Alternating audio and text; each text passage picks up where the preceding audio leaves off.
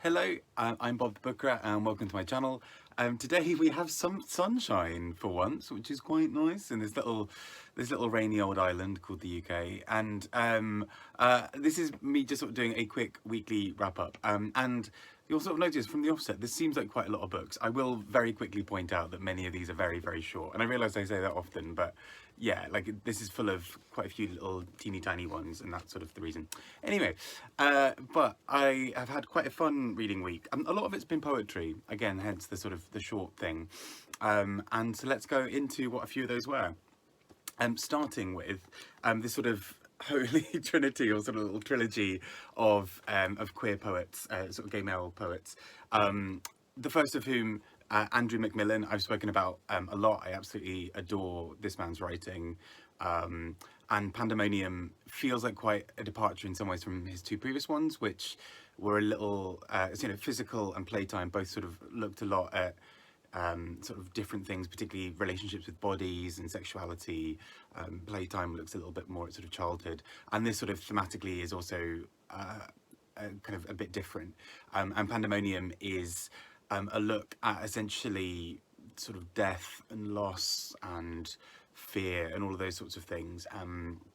Some really moving scenes in this book where he is in hospitals or where he's sort of seeking solace in his partner's arms or all those sorts of things. This is so tenderly and beautifully done, and I just think it's just a little masterpiece. And I mean, so this is, yeah, he's had three collections out, all of which I've read now, and I'm constantly just blown away by him. He is ridiculously talented, and I don't know how he does it, and it's remarkable. So yeah, please do check him out. And I have to thank Jen the librarian for sort of alerting me to the fact that this was out and was good.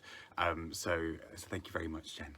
Next up, two more from that little trilogy. So Sean Hewitt with Tongues of Fire. And this is also sort of a set of poems that really looks at sexuality and maleness, but also through a lens of things around nature and destruction and folklore. And there's a whole section in this book, in this collection of poetry, that goes through sort of essentially like a folklore kind of tale, particularly looking at kind of Irish history and Irish folklore, and weaving that in with the Irish countryside. And it's just so beautifully done. It's really clever and poignant. And this is my first time reading him, and I think he's got a memoir or some kind of non-fiction book coming out this year, which I'm really, really excited for. And this feels like a good little intro into his world before starting that. And then next up, we have Richard Scott with Soho. I think I mentioned it in a book about, in a video recently about sort of LGBTQ reads I was looking forward to.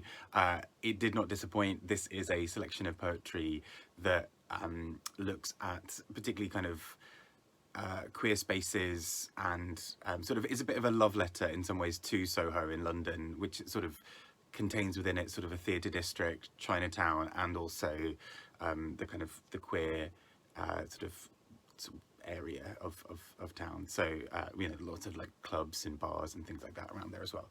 But I found this really quite powerful, and it turns very funny, it turns quite tragic, but just really beautifully done, and I was just really quite blown away by it. So yeah, the sort of the three of these together made sort of like a really fun bit of reading, and I sort of also knew that I had to give these back to the library so other people could read these, but was really delighted to have had a chance to check them all out. Continuing on with the poetry is one that I actually unfortunately didn't enjoy quite as much, and that is Men Who Feed Pigeons by Selima Hill. And I was reading this sort of tangentially sort of linked to the Rathbones Folio Prize. I know, another prize. But it was sort of one of those things where the Rathbones Prize is one that I've been kind of keeping an eye out on sort of in the background, but when the shortlist came out, I'd already read 6 of the 8 books, so I just thought, sod it, let's just read the other 2. So this and the next book I'll talk about were the 2 that I read recently from that shortlist. But Men Who Feed Pigeons, which is a great title, is a sort of section, a sort of set of poems that kind of go through various different characters, and so each sort of set of poems, it's sort of split into I think 8 parts, 7 or 8 parts, 7 parts, and it's sort of connected by these all these sort of interconnected poems around a sort of theme, so around work, around love, around relationships, whatever. The part of the reason I sort of didn't necessarily get on with it fully, I thought the writing itself was really beautiful. I thought the poems were really clever. I think lots of them are just very, very short, and I found it really hard to get into a proper rhythm of being connected to the themes because of that. Which, you know, is probably more a me problem. But, you know, for example, if I sort of show you an average page, yeah, so, you know, you can see there are sort of 6 poems across this sort of double page spread that are connected to, so you might have maybe 30, 40 poems all connected to this one sort of overarching theme. Which is a cool idea and I really liked, but I think I kind of wanted each poem to go into more depth, because sometimes they felt like little, almost like aphorisms or little phrases or little kind of ideas. And I get that that's the point. I get that they sort of build and it sort of becomes this sort of thing. But I think that didn't necessarily work for me. But, you know, still, I think a lot of people would really enjoy it. Again, the title is brilliant as well, but I don't think it was necessarily a thing for me. But also on that same list was Albert and the Whale by Phillip Hoare. And this book is, I'll talk about it more sort of specifically. I'll do a Rathbones wrap up. But this book kind of is, again, quite a confusing, strange one, but it is essentially looking at the life of Albert Dürer. And sort of as it goes through, it's kind of a bit of history, a bit of art history, a bit of sort of politics thrown in. It's kind of a bit of a weird mishmash where it kind of feels at times like it's a biography, at times like an art history book, at times it almost feels quite fictional. And so it's this kind of really interesting mishmash of a book. I didn't always get on with it, but I thought it was really interesting nonetheless, and it kind of has this bizarre sort of humour to it. There's something quite funny and almost very not sarcastic, that's not the word, but kind of dry about this book that I thought was really quite interesting, if a very strange pick. Next up was a novella that was recommended by the wonderful Larry over at Larry Has Opinions, and this is Antonio Tabucchi's Pereira Maintains. The title of that, you know, Pereira Maintains, comes up really regularly. So every chapter pretty much starts with Pereira Maintains. It'll appear a few times in each chapter as well. But largely it's the story of Pereira, who works for a newspaper, and he works in the culture section, and he basically comes across this man who works in who is from, so this is set in Portugal. He meets a man who's from Spain, who is sort of dealing with the politics of Spain at the time, I think in the sort of 60s, I want to say, yeah, and it's a sort of complicated thing where he's not quite sure how it's all working, and he sort of wants to protect this young man. But at the same time, he sort of gets enmeshed in a bit more of a story around things. You know, he's sort of implicated in a few of the bits of what's going on, because he's basically, you know, what's the word? Looking after some kind of sort of not, yeah, somebody who's potentially a criminal, right? You know, sort of may have done things back in Spain, maybe wanted by the authorities, all those sorts of things. And so he becomes implicated in this crime. But he's this sort of funny, almost everyman figure who's sort of like, what on earth is happening? I am so confused by this, and sort of just goes along with it all. And there's quite a lot of humour to this, and it's quite bizarre, but, you know, again, it's very, very short. It's maybe about 140 pages or something. And it sort of really whistles along as a result, but it's, yeah, quite a fun little book. And I kind of spent a bit of time thinking about it afterwards, just because I thought it was really clever how it kind of almost is a bit Kafkaesque, this sort of dawning realization that something more sinister is happening behind the very ordinary day-to-day of what's going on. So kind of cool, and I'm glad that Larry suggested this. Before I go into a few new releases that I read advance copies of, I'll quickly cover a book that was on the International Booker longlist, and that is David Grossman's More Than I Love My Life, which largely concerns itself with this idea of history, and particularly sort of oral history or sort of family secrets that are never quite revealed. So this book sort of largely set in Israel, but we've got characters who are sort of from various parts of Eastern Europe as well, and particularly their kind of understanding of what has gone down, particularly in sort of you know, sort of Soviet times, or kind of various sort of parts of of really difficult historical moments, basically in a lot of Eastern Europe, particularly sort of former Yugoslavia, and so as a result, there's this real history that's not passed down to the children because it's almost seen as too much and it's too horrific to really talk about.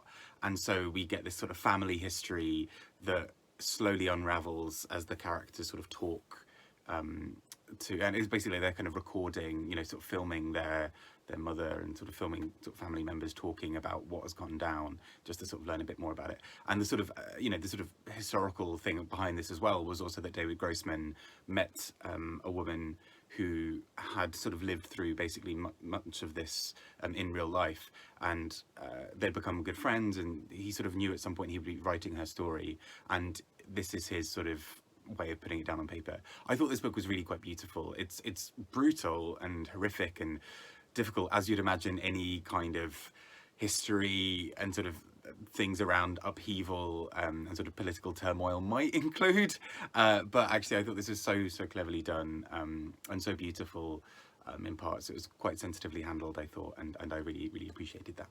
Just turned on another light because apparently the sun is disappearing again. I feel like this is just a default state for a Brit, really, isn't it? It's sort of like, oh, the sun's gone again. Oh, that's nice. I hope it comes back one day. Maybe we'll just wait another 4 months.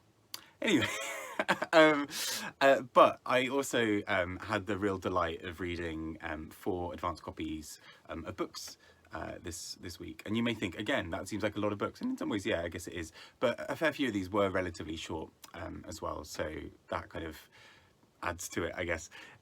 So first was Celia Misoka and I, for some reason, always really struggle with that name, by Yiwei. And this is sort of essentially set in Montreal in Canada, and is the story of this sort of almost sort of quite lonely figure who sort of walks through and sort of sees Celia and Misoka and sort of various other people, and sort of reflects on his past and his life. And I'm a bit of a sucker sometimes for these sorts of books where characters sort of dwell a bit on their lives and sort of think back and have some regrets and think of what they might have done differently and the kind of sore points of all of that. And I thought it was really quite pretty. It did sort of lose me a little bit towards the end, I think. I'm not sure if it's just because I was quite tired when I was reading the final bit of it, but I did think that it was sort of missing, it kind of suddenly sort of felt a bit too in the character's mind and a bit too coincidental a little bit. But overall, I thought this was a really beautifully done book, a really sort of quietly haunting book in many ways, but just a good, interesting one, and I really appreciated it. Next up was a book that I went into with very few sort of expectations, really. I knew very little about it. I think at first I was a little bit intimidated because I suddenly realised that there was a bit of a sort of mental deadline for reading this book, which, is something that I'd like to avoid having, if possible. And I sort of suddenly realised it's a bit over 400 pages and was suddenly like, oh, okay, gosh. But actually this book reads really quickly. And that book, after all this preamble, is Maps of Our Spectacular Bodies by Maddie Mortimer. And this is a debut, I believe.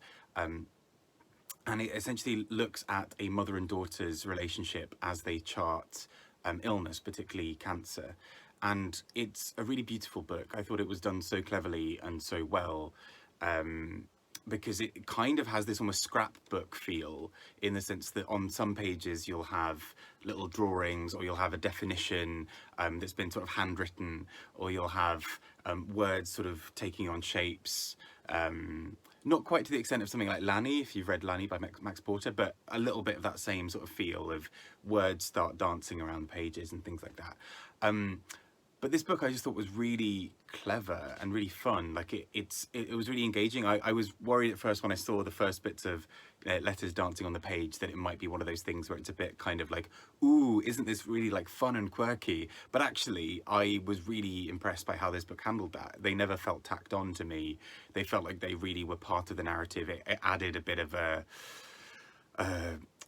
sort of a focus to the book in terms of helping you sort of understand how these two characters were sort of negotiating and navigating this really difficult situation. And for one of the characters, that involves relentless research and productivity to sort of understand everything they can about illness and sort of define it and pin it down.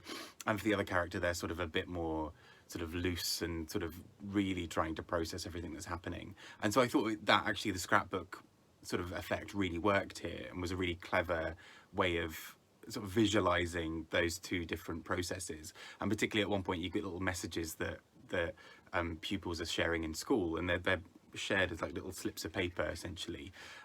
So I was really quite impressed by that, and especially as this is a debut, it's really exciting to see what Maddie Mortimer can do next. And also I'm really excited to see how this book lands this year. I feel like it's going to be quite a nice, exciting one. And last but not least, two books from Fairlight Press. And I found them quite exciting before, actually, Fairlight, because they published a couple of books last year that I really loved. These sort of they're very good at sort of slim books, sort of either novellas or sort of flash fiction or those sorts of things. And these two books are both sort of within about 100 to 150 pages. So again, this is what I was saying when in terms of like quite a few short books this week. Particularly, you know, I've been on trains quite a lot this week, and that's basically meant I've sort of had really focused time to just sort of sit and read, and often just finish one of these books in a train journey, which has been quite lovely actually. And the first of these was Polis, Loizou's A Good Year, and this essentially is set in Cyprus and deals with lots of sort of Cypriot and Greek myths and fairy tales. But in the midst of this, we've got a couple of characters who are struggling to sort of work out their relationships. For one, that's a sort of a queer character who's sort of trying to negotiate what that looks like. For another character, it's sort of her trying to understand how her family structure looks, because things feel like it's changing for her.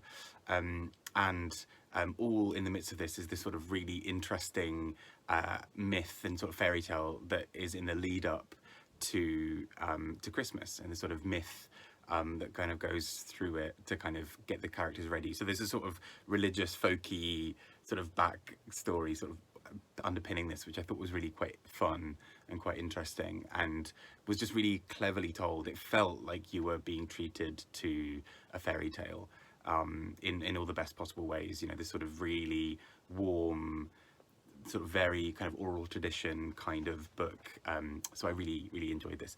And also the second one that I read was Clare O'Day's Voting Day, and this is set in Switzerland, particularly looking at women's suffrage, so women's right to vote.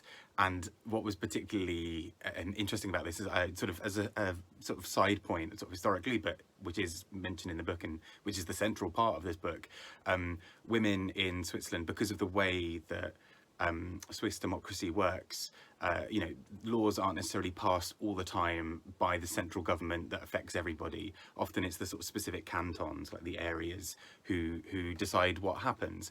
And as a result, it can mean, as in the case of this, where there was a canton of Switzerland where women weren't allowed to vote until the 70s, I think it was.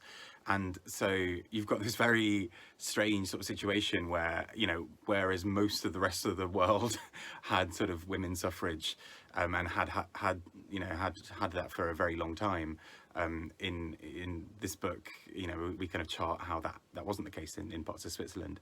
And so we sort of see a couple of different time frames, or sort of time zones of characters fighting and really pushing to have the vote, and we sort of hear the voices and sort of discussions of other characters around them of sort of saying, oh, well, you know, is it really a wise idea to let women vote? And, oh, you know, how is this all going to work? And some women themselves saying, oh, well, I don't want the vote, like I don't want to have to get involved in politics or whatever. So it's this really interesting book with sort of characters' lives all leading up to this one big event. And Clare O'Day, I think in the sort of afterward part of this book, talks about how she sort of interviewed people who were involved in the initial movement as well, which is fascinating. So yeah, really interesting kind of set to books, and I think Fairlight I've always found quite interesting from the ones I've read, just because they're very good with these very sort of small books that almost feel like these you wouldn't necessarily have got them through other means. You know, they're sort of a very specific story that kind of just stands alone and just works and can only almost be told by a press that would sort of publish that kind of work. So really, really well done, I think. And that brings me to the end of the books I've read this week. Again, feels like a lot, probably is quite a lot, but I had a good amount of commuting time and many of these are very short. So I don't know why I'm having to justify this to myself, but anyway, so I've been Bob. Please do let me know what you've been reading this week. I would love to hear it. I hope you have a good reading week next week. I probably won't be able to do a weekly reads next week because I'm going to be away. And that either means that I film it on Wednesday, by which time I don't know if I could really justify talking about what I've actually read that week because it'll be like one or two things. Or I might just sort of, I might store it up for the week after. Anyway, so look forward to having something. There'll still be something on Sunday. But I've been Bob. Have a great week and speak to you all soon. Bye bye.